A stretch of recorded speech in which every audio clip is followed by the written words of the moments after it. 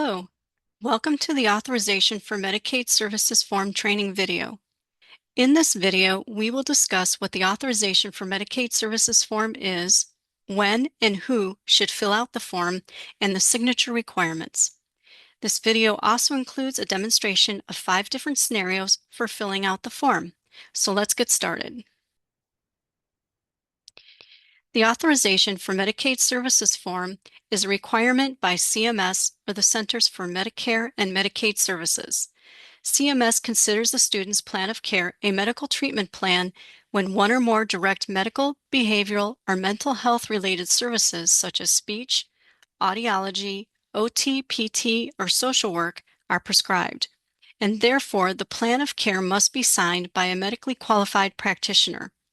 By signing the Authorization for Medicaid Services Form, you, as the medically qualified practitioner, are agreeing with the plan of care team that the student needs the services prescribed on their plan of care.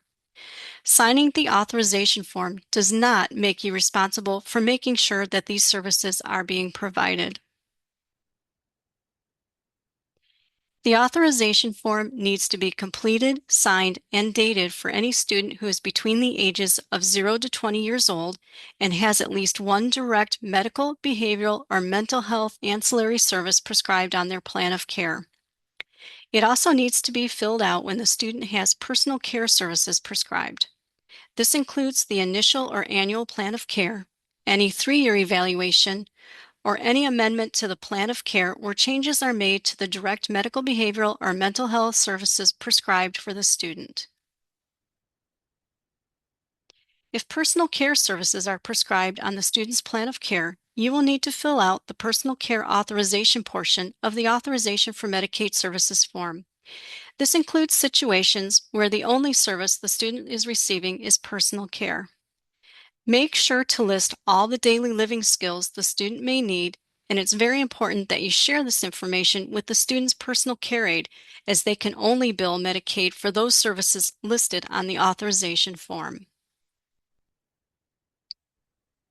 Since Medicaid and MDE have different staff qualification requirements, the staff who are qualified to sign the Authorization for Medicaid Services form must be licensed through LARA or the Michigan Licensing and Regulatory Affairs Department.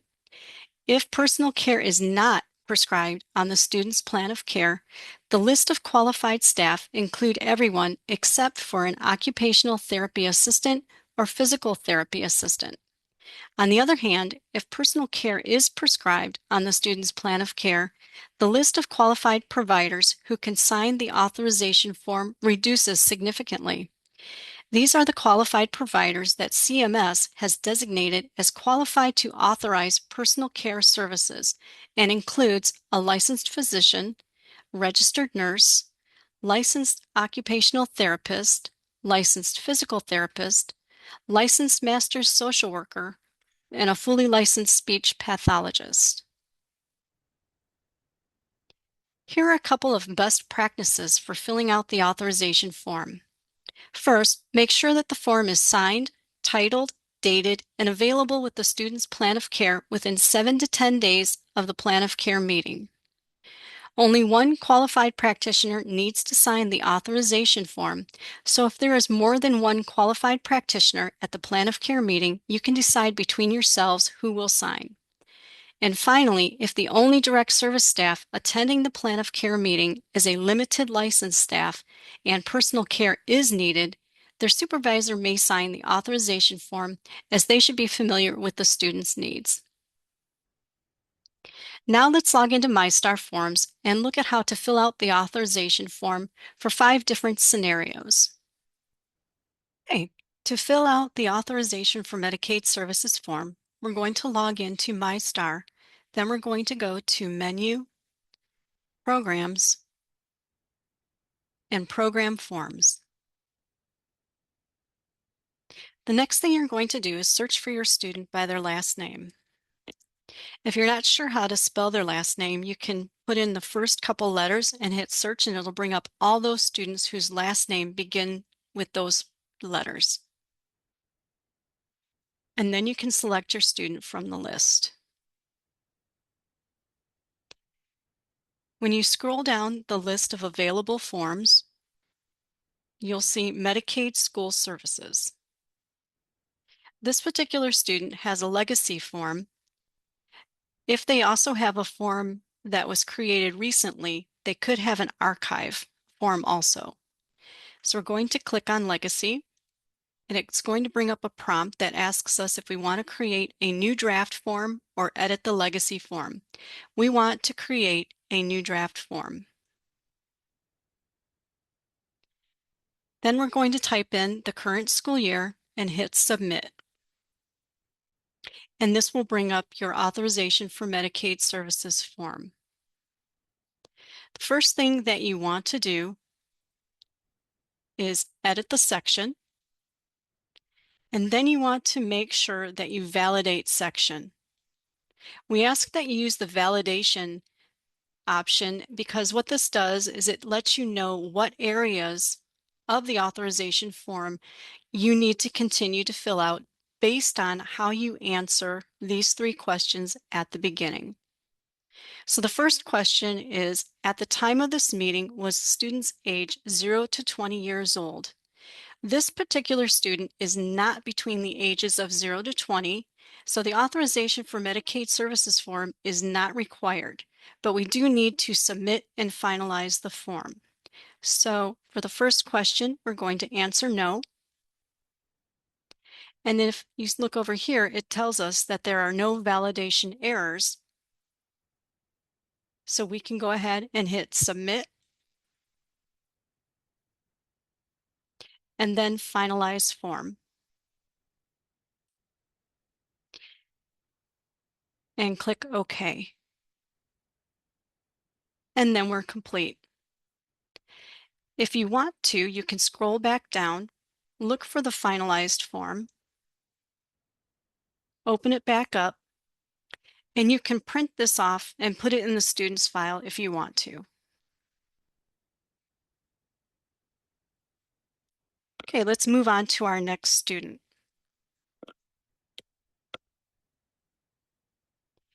Type their last name into the search and then select them from the list.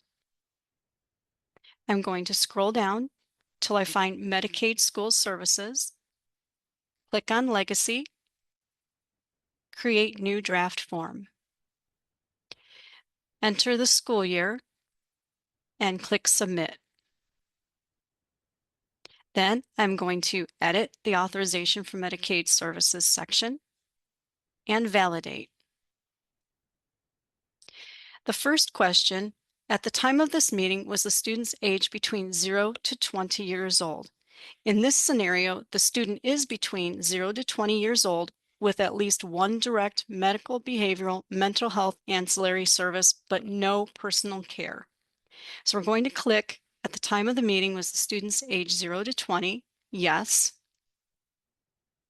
And if you notice over here in the validation, it now has 2 things that we need to complete. If we click on this first one, it shows us that we now need to answer the second question. This student needs 1 or more direct medical behavioral supports. What this question is asking is, are there at least 1 direct ancillary service prescribed on the student's plan of care? And the answer for this student is yes, they have speech. Then the next area it wants us to validate is the third question. The student's IEP lists daily personal care services. This particular student does not have personal care, so we're going to click no. Okay, if you go over to the areas that we have to complete and click on the next one, it lets us skip the personal care service section because the student does not need personal care. The next thing it wants to know is what medical plan of care did we provide for the student? This student had an IEP, and then we need to put in the date of the IEP meeting. You can click on the year to change the year, and click on the month to change the month, and then click on the calendar to find the actual date that you provided the IEP meeting on. The next area that it's saying we need to fill out is the meeting participants. We do that by clicking the Add button. Meeting participants are only direct service staff that participated in the meeting, either by providing a written evaluation or they participated physically in the meeting themselves. So what you need to do is type in the person's name and then click on the down arrow to select their title. I'm going to say that I'm a social worker, or I'm sorry, speech path. This student has speech pathology prescribed on his IEP. The next section that we need to complete is the annual notification and one-time consent to bill Medicaid. It wants to know the Medicaid annual notification regarding parental consent was presented to the parent or guardian. So every year we must present the parents with an annual notification describing what the Medicaid program is and what their rights are regarding letting us bill Medicaid for them. So we're going to click yes, the parents receive that. Then the system wants to know, is there already a consent to bill Medicaid on file, or do we need to get one from the parents? This student has a one-time consent on file, so we'll click this box. And then finally, the last thing that we need to fill out is who's going to sign, what provider is going to sign this form. Since the student does not have personal care, any provider who is listed under meeting participants can sign except for an occupational therapy assistant or a physical therapy assistant. So you type in your name, select your title from the dropdown, and if you notice, all of these are listed. So either a licensed social worker, or if I happen to be limited license, I can also sign because personal care is not on the student's IEP. When you look over here, I no longer have any validation errors. I've filled out all of the areas that I need to do. So I'll hit submit. The next thing that I need to do is to print the form, sign it, date it, and then put it with the student's plan of care. We need to keep those on file for at least 7 years in case of an audit. I'm going to unselect notification and parent consent. I just want to print my authorization for Medicaid Services Form and then hit print. Once you've signed, dated, and printed the form signed and dated, we're going to go ahead and finalize the form. Click OK. And now that student's form is finalized. So that was for a student who was between the ages of 0 to 20 and had one ancillary direct service on their plan of care with no personal care services. In our next scenario, let's do a student who is between the ages of 0 to 20, has one direct service on their plan of care, and also has personal care services. So let's type in their last name and search. Select them from the list. And then scroll down to Medicaid School Services to click Legacy. Before we do that, I want to make sure that this student already has a consent to bill on file. And I can do that by clicking on this magnifying glass up here underneath their demographic information. And I come over here to Medicaid consent history, and it tells me we received the one-time consent to bill Medicaid from the parents who signed it on May 31st of 2022. So we're all set there. We'll go down and close the screen. Click on Legacy, create new draft form, enter the current school year and hit Submit. Then we're going to go to the Authorization for Medicaid Services section, click Edit, and Validate section. This student was between the ages of 0 to 20 years old at the time of the IEP meeting, so we're going to click yes. This student needs one or more direct medical behavioral supports. Yes, this student has social work on their IEP and speech, so we'll click yes. The student's IEP lists daily personal care services. Yes, the student also needs personal care services, so we'll click yes.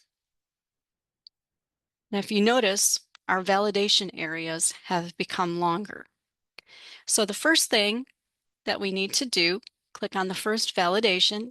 It takes us to the personal care services. So the first thing we need to do is add all of the daily living skills that the student needs assistance with.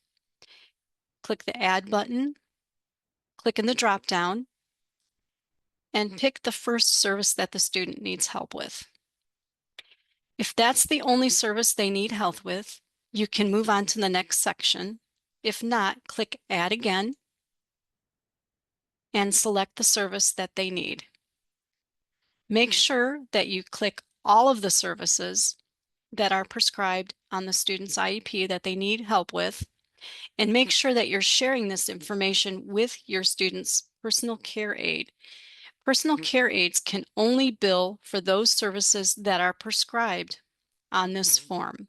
So you want to make sure that you're listing all of them here that they need help with and sharing that with your personal care aides. Okay, so our next section that we need to fill in is the medical plan of care detail. This student had an IEP, and again, click on the calendar, change the date and the month, and then select the date of their IEP meeting. Next, we have to put in meeting participants. For this particular student, there were a couple people, ancillary staff that were involved. First one was Michelle, who's a social worker. Next one is Leanne, who is a speech therapist. And then we need to come down to the annual notification and one-time consent to bill Medicaid. We did make sure that the parents received their annual notification regarding parental consent. If for some reason the parents say they haven't received it yet, parental consent is over here to the left. If you hit the plus sign, it'll take you down to the parental consent form, and you can print this off and hand it to the parents. The notification is first. This is the annual notification that parents receive, and it just gives them information about what the program is, what information we share, and why they should let us have permission to bill Medicaid, and also that they have the right to refuse at any time. If they haven't filled out the parental consent, you can print the parental consent and have them sign and date it and fill out that they received the annual notification and that they give us permission or they do not give us permission to bill Medicaid. And then you can collapse those sections again. So in this scenario, the student's parents did receive the annual notification, and we looked at the magnifying glass up here, and the student has a one-time consent to bill Medicaid on file with the school. So we'll click there. For qualified medical provider, Michelle Maxfield is our social worker. We come over to titles. If you look, it has to be a licensed master social worker because the student has personal care. And if you remember from earlier in the video, when a student has personal care services, only these practitioners can sign the authorization form per CMS policy. Michelle happens to be a limited licensed master social worker, so she can't sign this form. So we will change this to Leanne, who is a fully licensed speech path. Then we will submit. validate section to make sure we filled out all the areas we needed to do, and we have. Then we're going to print the form. Leanne will sign and date it, and make sure this form gets put with the student's plan of care. It has to be kept on file for 7 years in case of a federal or state audit. And when we're done, we can finalize the form and click OK. Right. Our next scenario, this student only needs personal care services. So let's search for the student by their last name. Select their name.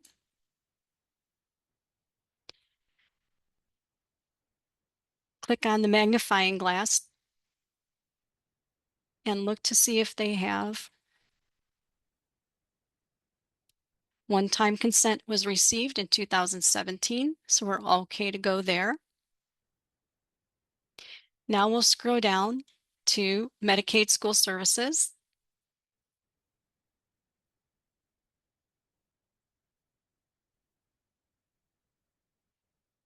And click Legacy. Create new draft form. Put in the current school year and hit Submit. We're going to edit the authorization for Medicaid services and validate section. This student at the time of this meeting was the student's age 0 to 20 years old. Yes, the student was between 0 to 20 years old. Click Yes.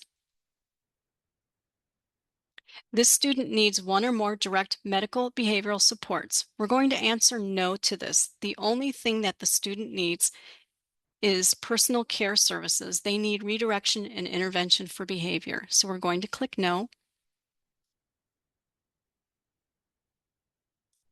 So the next question that we need to do is respond to, do they need daily personal care services, which is yes. Then we need to add the personal care services that they need assistance with by clicking the Add button and drop down. We're going to click Redirection and Intervention for Behavior. And then we need to tell the system what plan of care did they have. This student had an IEP. I can select the year and the month, and then the date of the IEP meeting.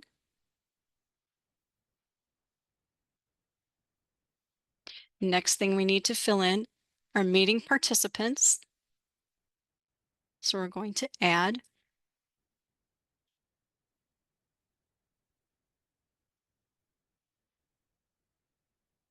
social worker. The parents received the annual notification. And this time we're going to say the student does not have a one-time consent. And if you look over here, it does not force you to fill out the parental consent form, but you want to be aware that if the student does not have the one-time consent to bill on file, that you want to print off the form and have the parents fill it out while they're there with you at the meeting. That way you have it. But for this particular student, we do have a one-time consent to bill on file. So the last thing that we need to do is type in who the qualified Medicaid provider is who will be signing and their title. And remember, this student only has personal care services, so the list of people who can sign, qualified practitioners, is a short list. In this instance, we'll say I'm a licensed master social worker. Then we hit submit, print the form, sign, date it, and put it with the student's plan of care for at least 7 years in case of a state or federal audit. Once that's completed, you hit finalize form and click OK. The authorization form is good. Cut that part out. Okay, the last scenario that we are going to do, we'll search for their last name and select them and scroll down to Medicaid School Services. We're going to create a new form, create new draft, put in the current school year and hit submit. Edit this section and make sure we validate so we know which areas we need to fill out. Now, Rebecca is between the ages of 0 to 20. She does not have any ancillary services. It was found that she did not need any ancillary services on her plan of care, so we're going to click no. And she also does not need personal care services, so we'll also click no.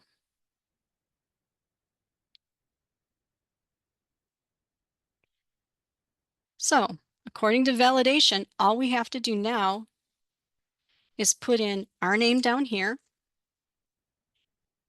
our title, and hit submit. We're going to print the form, sign and date it, and then put it with the student's plan of care. That way we have this on file in case a question comes up.